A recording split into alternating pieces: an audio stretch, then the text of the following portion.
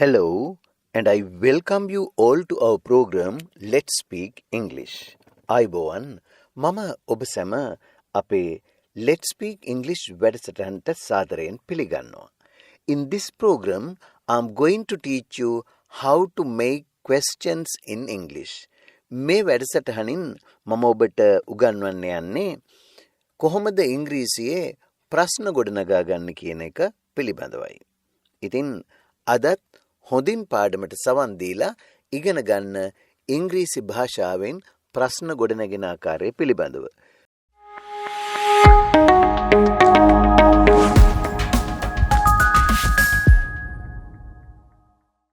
අද අපි කතා කරන්න යන්නේ present simple yes no questions පිළිබඳව. ඉංග්‍රීසි භාෂාවේ තියෙනවා ප්‍රශ්න වර්ග තුනක්. එක වර්ගයක් yes no questions ඔව් හෝ නෑ කියලා පිළිතුරු දෙන ප්‍රශ්න. දෙවැනි වර්ගය information questions තොරතුරක් පිළිබඳ අහන ප්‍රශ්න. ඒ වගේම තුන්වැනි වර්ගය tag questions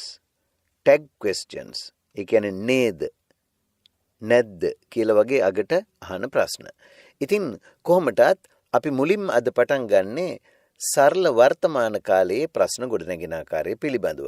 present simple yes no questions. අද අපි ඉගෙන ගමු ඔව් හෝ නෑ කියලා පිළිතුරු දෙන ප්‍රශ්න. ඉතින් simple present වල මේ ප්‍රශ්න ගොඩනගන්න අපි කරන්න ඕන විශේෂ වචන දෙකක් භාවිතා කරලා. මොනවද මේ වචන දෙක? do සහ does. අර අපි සිංහලේ ද වෙනුවට ඉංග්‍රීසි ප්‍රශ්නයේ මුලට do හෝ does යොදනවා. ඊට පස්සේ කර්තෘ පදයක් ක්‍රියාපදයක් යොදා ගන්නවා. කර්මය සහ වාක්‍ය සෙසු කොටස් එන්නේ ඉන් අනතුරුයි. එහෙනම් බලන්න වාක්‍ය දැන් ප්‍රශ්නයක් බවට හරවද්දි කරන්නේ මුලින්ම do කියන වචනේ පාවිච්චි කරනවා. හැබැයි do පාවිච්චි කරන්නේ වාක්‍යයේ කර්තෘ පදය I you ඇතුළු බහුවචනයක් නම් විතරයි. දැන් මම මොනවා හරි කරනවද කියලා හද්දි do I කියලායි පටන් ගන්නෙ. ඔයා මොනවා හරි කරනවද කියලා හද්දි do you කියලා පටන් ගන්නවා. අපි මොනවා හරි කරනවද do we. ඔවුන් මොනවා හරි කරනවද do they. දැන් අපි ගත්තොත් කියවනවා කියන එක. do I read මම කියවනවද. do you read ඔයා කියවනවද. do we read අපි කියවනවද. do they read ඔවුන් කියවනවද. ඔන්න ඔය වගේ I you ඇතුළු ඕනම බහුවචනයක් එක්කලා ප්‍රශ්නයක් හදද්දි මුලින්ම do කියන වචනේ යොදාගෙන දෙවනුව කර්තෘ පදය යොදලා ඊට පසුව ක්‍රියාපදයේ මුල් ස්වරූපය ගන්නවා. do කරනවා, read කියවනවා, eat කනවා, play සෙල්ලම් කරනවා, drink බොනවා, work වැඩ කරනවා, go යනවා. ඔය මුල් ස්වරූප. එතකොට ඔයා යනවද do you go? ඒගොල්ල සෙල්ලම් කරනවද do they play? ඒ වගේම ඒක වචනයක් එක්කලා නම් මොකද්ද කරන්නේ? ඒක වචන වෙනකොට ප්‍රශ්නයේ මුලට එන අර ක්‍රියාව උපක්‍රියාව does බවට පත් වෙනවා. ඔහු කරනවද does he do his homework? අර ඇය යනවද does she go? දැන් මම යනවද කිව්වේ do I go. ඇය යනවද does she go. ක්‍රියාපදේ වෙනස් වෙන්නේ නැහැ. ඒක මුල් ස්වරූපෙමයි එන්නේ. ක්‍රියාවට අර වාක්‍යයේ මුලට දාන උපක්‍රියාවයි වෙනස් වෙන්නේ. ද කියන්නේ I you ඇතුළු බහුවචන එක්කලා do යොදනවා. ඕනම ඒක වචනයක් එක්කලා does යොදනවා. ඉතින් අපි වාක්‍ය කීපයක් අරගෙන මෙය පුහුණු වෙමු. දැන් මුලින් බලන්න මම ගෙදර වැඩ කරනවද? do I do homework. ඔයා ගෙදර වැඩ කරනවද? do you do homework. අපි ගෙදර වැඩ කරනවද? do we do homework. ඔවුන් ගෙදර වැඩ කරනවද? do they do homework. හැබැයි ඒක වචන එක්කලා ඇය ගෙදර වැඩ කරනවද? does she do homework. ඔහු ගෙදර වැඩ කරනවද? does he do homework. අන්න ඒ වගේ. එහෙමනම් දැන් අපි මුලටම ගන්නෙ මොකද්ද? do හෝ does. do කියන වචනේ යොදාගන්නේ I you ඇතුළු බහුවචන එක්කලා ඕනම ඒක වචන එක්කලා does යොදනවා. ඊට පසුව ක්‍රියාව කරන කෙනා සඳහන් කරනවා සබ්ජෙක්ට් එක. ඊට පස්සේ ක්‍රියාවක අනිවාර්යෙන්ම ගන්නේ මුල් ස්වරූපය. ඊට පස්සේ කර්මයක් තියෙනවා නම් කර්මයක් වාක්‍ය සෙසු කොටස් අන්තිමටත් යොදා ගන්නවා. අපි වාක්‍ය කීපයකින් ඉගෙන ගමු. මුලින්ම අපි ගමු බහුවචන වාක්‍ය. I ඇතුළු, I you ඇතුළු. මේ බලන්න. අපි මෙහෙම අහනවා. Do I explain the lesson well? මම පාඩම හොඳින් විස්තර කරනවද? මට දැනගන්න ඕන ඔයාලගෙන් මම මේ පාඩම හොඳින් විස්තර කරනවද කියලා. ඒතර මම අහනවා ඔයාලගෙන් Do I explain the lesson well? මම හොඳින් පාඩම විස්තර කරනවද? අන්න බලන්න ප්‍රශ්නේ හැදුන හැටි. Do වලින් පටන් ගත්තා. Do I explain? මම විස්තර කරනවද? The lesson පාඩම well හොඳින්. මේ බලන්න ඊළඟ එක. Do you believe in horoscope? Do කියන එකෙන් තමයි ප්‍රශ්නේ පටන් ගන්නෙ. the කියන්නේ do you believe? ඔයා විශ්වාස කරනවද? in horoscope. believe සමග in කියන නිපාත පද යොදනවා. එතකොට believe in horoscopes කියන්නේ හඳහන්. ඔයා හඳහන් විශ්වාස කරනවද? Do you believe in horoscopes? ඉතින් ඒ වගේ බලන්න තව එකක්. ඔයා රැට වැඩ කරනවද? Do you work? අර ඔයා වැඩ කරනවද? Do you work at night? රාත්‍රියට. ඔයා රැට වැඩ කරනවද කියලා අහන්නේ කොහොමද එහෙනම්? Do you work at night? Do you work at night? මේ බලන්න තවත් එකක්. අපි රෑ කෑමට එළියට යනවද? දැන් ගෙදරක ඉන්න අය අහනවා මේ අපි රෑ කෑමට එළියට යනවද? Do we go? අපි යනවද කියන එකෙන් තමයි පටන් ගන්නෙ. Do we go out for dinner? Do we go out for dinner? අපි රෑ කෑමට එළියට යනවද? Do we go out for dinner? අපි රෑ කෑමට එළියට යනවද? ඒතර පටන් ගන්න ඕන අනිවාර්යයෙන්ම do වලින්. ඊළඟට කර්තෘපදේ do we අපි යනවට go. ඒතර do we go කියන්නේ අපි යනවද? out එළියට for dinner රෑ කෑමට අපි එළියට යනවද? ඊළඟට බලන්න. ඔවුන් මේ හරිය ජීවත් වෙනවද? ඔවුන් ජීවත් වෙන්නේ මේ හරියද? Do they live near here? Do they live? ඔවුන් ජීවත් වෙනවද? Near here මේ හරියේ. ඒ කියන්නේ අපි අහන්නේ ඔවුන් මේ හරියද ජීවත් වෙන්නේ? Do they live near here? එතකොට හොඳින් මතක තියාගන්න එහෙනම් IU ඇතුළු ඕනම බහුවචන කර්තෘපදයක් එක්කලා අපි යොදා ගන්නවා මුලට do ක්‍රියාවේ මුල් ස්වරූපේ. එතකොට ඒ ක්‍රියාව කරනවද කියලා අහන්න පුළුවන්. ඊළඟට ඒක වචන එක්කලා අපි අනිවාර්යයෙන්ම යොදනවා does කියන වචනය. දැන් අපිට අහන්න ඕනේ ඔයාලගේ තාත්තා බැංකුවක වැඩ කරනවද? Does your father work in a bank? ඒතර ඔයාලගේ තාත්තා කිව්වම ඒක වචන නිසා does මුලට දාලා does your father ඊළඟටයි ක්‍රියාව ගන්න work. Does your father work? ඔයාලගේ තාත්තා වැඩ කරනවද? In a bank බැංකුවක. Does your father work in a bank? ඔයාලගේ තාත්තා බැංකුවක වැඩ කරනවද? ඒ වගේ බලන්න මේ ප්‍රශ්නය. ඔයාගේ අම්මා ඉංග්‍රීසි උගන්වනවද? ඔයාගේ අම්මා ඉංග්‍රීසි උගන්වනවද? Does your mother teach English? Does your mother teach English? ඒතර your mother singular subject එකක්. ඒකින්ද අපි ගන්නවා does. Does your mother teach English? ඔයාලගේ අම්මා ඉංග්‍රීසි උගන්වනවද? ඒ වගේ තව එකක් බලන්න. නිමල් මේ හරිය ජීවත් වෙනවද? නිමල් ජීවත් වෙන්නේ මේ හරියද? Does Nimal live near here? දැන් අපි කායෙන් හරි යනවා නිමල් අය ගෙවල් ගාවට ගිහිල්ලා අපිට ඉතින් ෂුවර් නෑ. කෙනෙකු අහනවා Does Nimal live near here? Nimal ඉන්නේ මේ හරියද? Does Nimal live near here? එතකොට තවත් එකක් බලන්න මේ. ඔහු එයාගේ දෙමව්පියන්ට උදව් කරනවද? ඔහු ඔහුගේ දෙමව්පියන්ට උදව් කරනවද? ඒතර ඔහු කරනවද නම් does he? Does he උදව් කරනවට support? Does he support ඔහුගේ දෙමව්පියන්ට his parents? Does he support his parents? ඔහු ඔහුගේ දෙමව්පියන්ට උදව් කරනවද? ඒ වගේ තව එකක් බලන්න. ඔයාගේ සහෝදරිය බොහෝ විට ටීවී බලනවද? ගොඩක් TV බලනවද? Does your sister often watch television? ඔයාගේ සහෝදරිය බොහෝ විට ටීවී බලනවද? ඒතර කොහොමද අහන්නේ? Does your sister often watch television? Often නිතරම වගේ TV බලනවද? Does your sister often watch television? ඔබේ සහෝදරිය නිතර ටීවී බලනවද? ඒතර ඒක වචන. ඒක වචනයක් කියන හැම අවස්ථාවකදීම does කියන වචනෙන් තමයි පටන් ගන්න ඕන. දැන් බලන්න ඊළඟ එක. අපි දැන් ඒක වචන සහ බහුවචන කියන දෙකම යෙදෙන වාක්‍ය ගමු. මේ බලන්න. ඔයා අයිස්ක්‍රීම් වලට කැමතිද?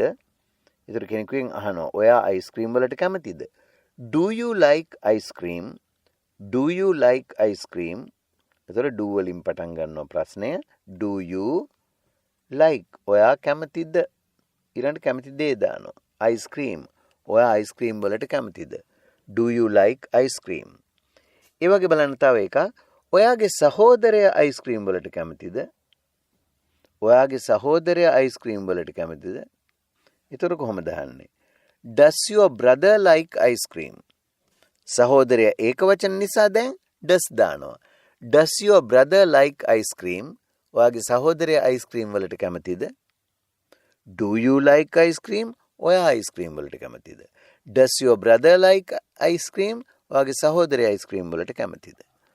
ඊළඟට බලන්න තවත් එකක්. ඒගොල්ල පත්තර කියවනවද?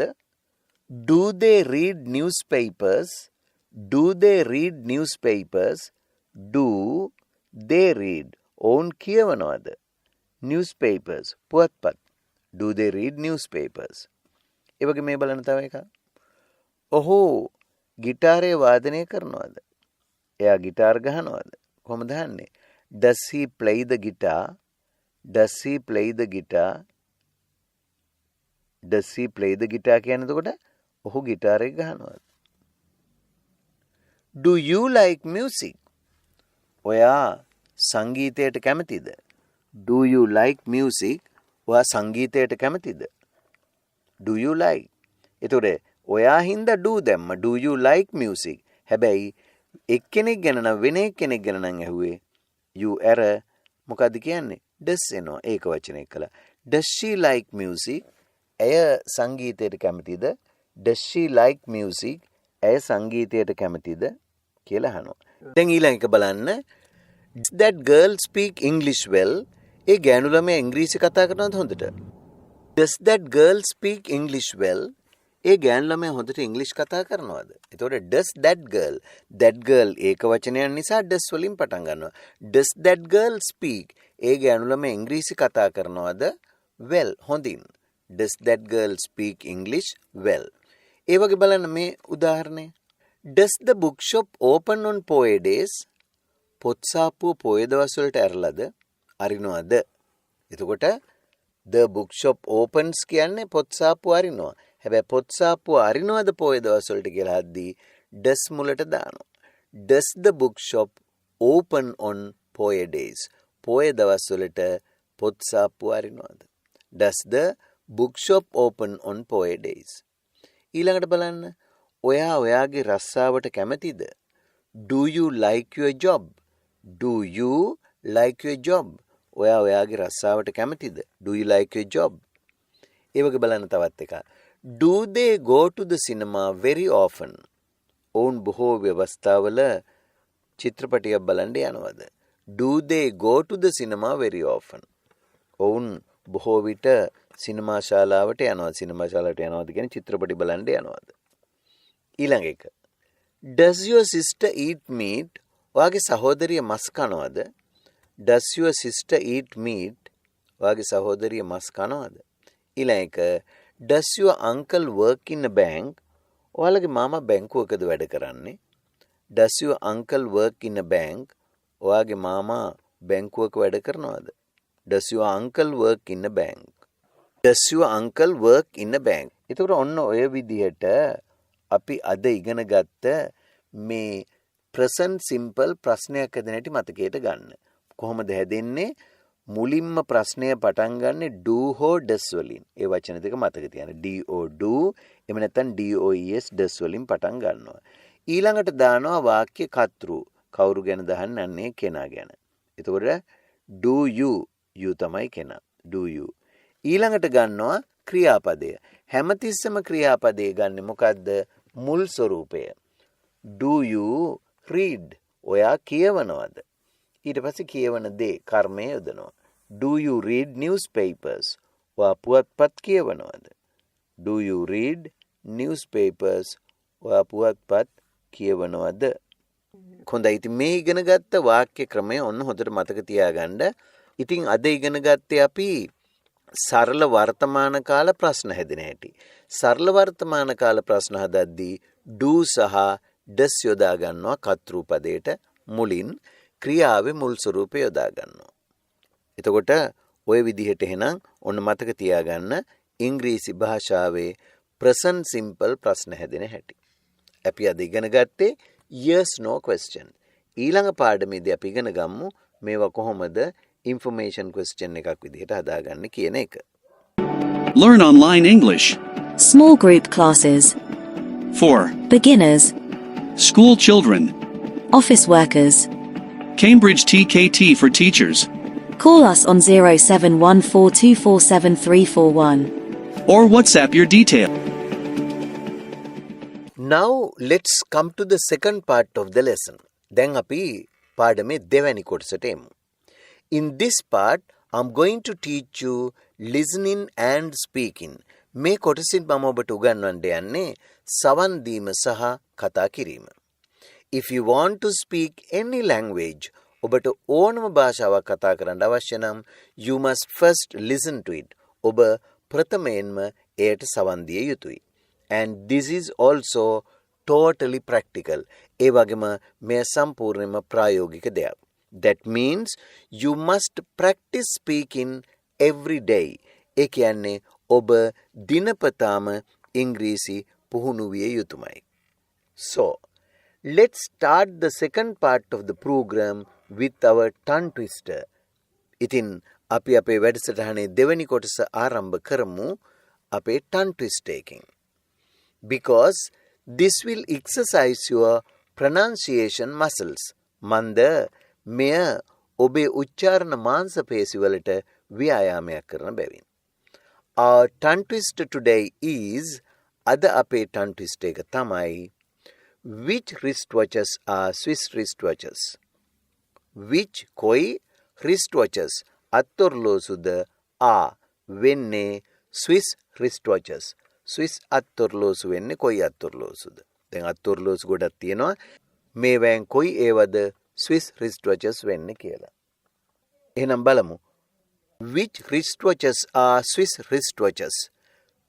Please say this 5 times continuously.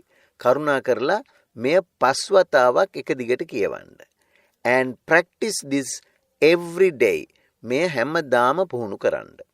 Until you feel comfortable. ඔයාට පහසුවක් දැනෙනකම් මේවා කියලා කටහුරු කරගන්න.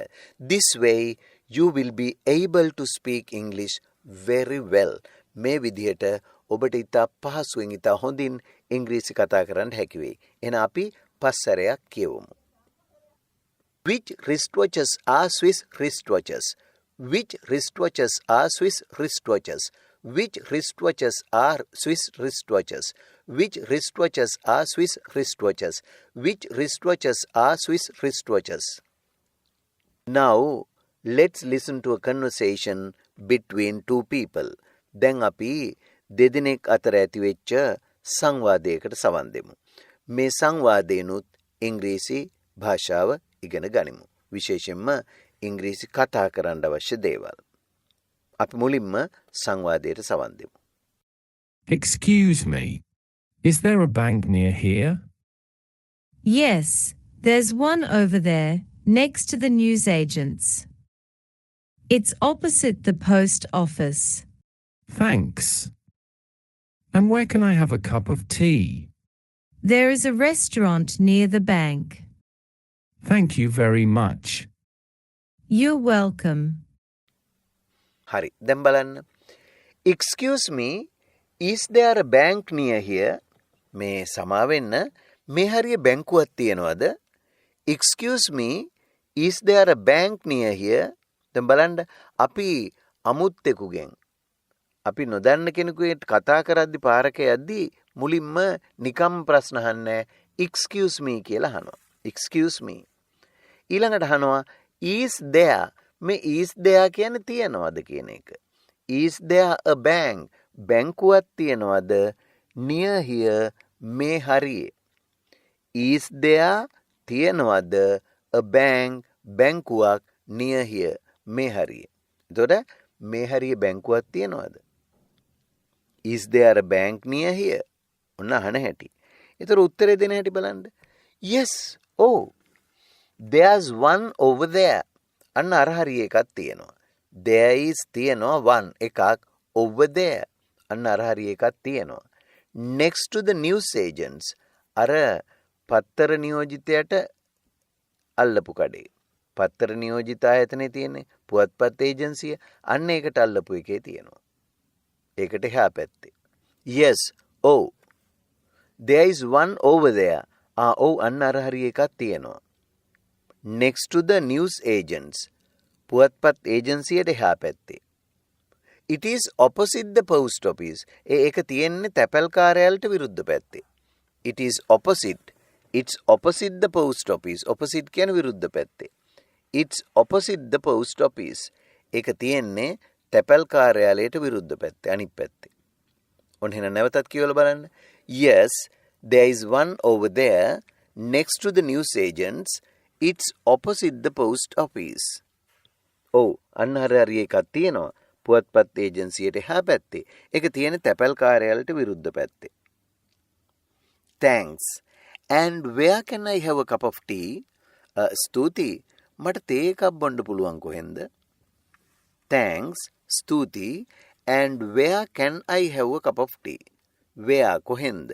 can I have මට ගන්න පුළුවන්. මට බොන්න පුළුවන්. a cup of tea. තේ කෝප්පයක් බොන්න පුළුවන් කොහෙන්ද මට? and where can I have a cup of tea? there is a restaurant near the bank. බැංකුව ගාව තියෙන ආපනශාලාවක්. there is a restaurant near the bank. බැංකුව ගාව තියෙන ආපනශාලාවක්. ඒතොර ඊළඟ කෙනා කියනවා thank you very much. ඔයාට ගොඩාක් ස්තුතියි.